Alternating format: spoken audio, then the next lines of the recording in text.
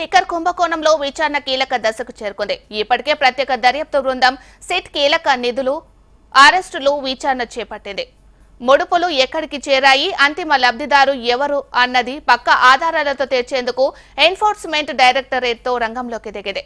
విజయవాడలోని సిట్ బృందంతో ఈడీ అధికారులు భేటీ అయ్యారు.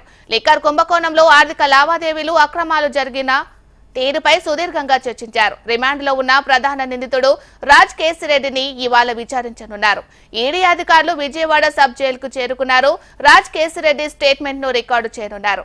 ఈ కుంభకోణంలో భారీగా మనీ లాండరింగ్ జరిగినట్లు గుర్తించారు.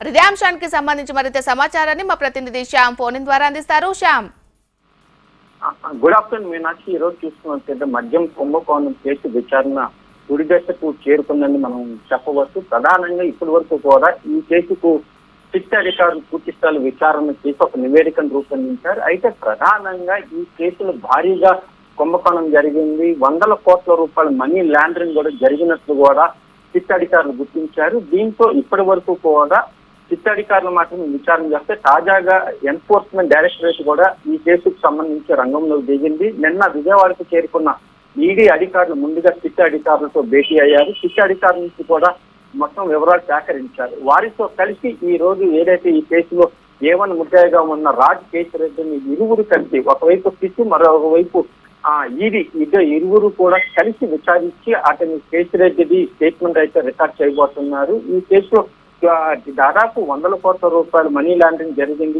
ఏదైతే మద్యం అమ్మకాల ద్వారా వచ్చిన పెద్ద ఎత్తున నగదుని విదేశాలకు తరలించారు. అనేక కంపెనీల్లో పెట్టుబడుల రూపంలో అక్కడికి తరలించారనేది ప్రధానంగా ఈ కేసులో తీవ్రమైన ఆరోపణలు వస్తున్న నేపథ్యంలో ఈడీ కూడా రంగంలోకి దిగటంతో రాజ్ కేసిరెడ్డికి సంబంధించిన ఆస్తులు కూడా సీజ్ చేసే అవకాశం లేకపోలేదు.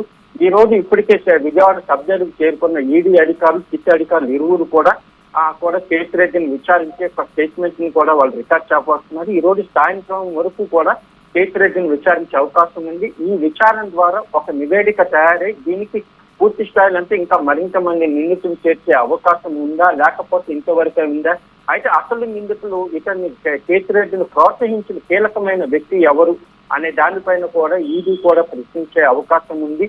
అయితే విజయ్ ఒకవైపు ఇప్పటికే ఈ కేసులో అప్రూవర్ గా మన మాజీ పార్లమెంట్ సభ్యుడు విజయసాయి రెడ్డి గురించి కూడా పూర్తి స్థాయి వివరాలు సేకరించిన తర్వాత సిట్ అధికారులు దూకులు పెంచారు.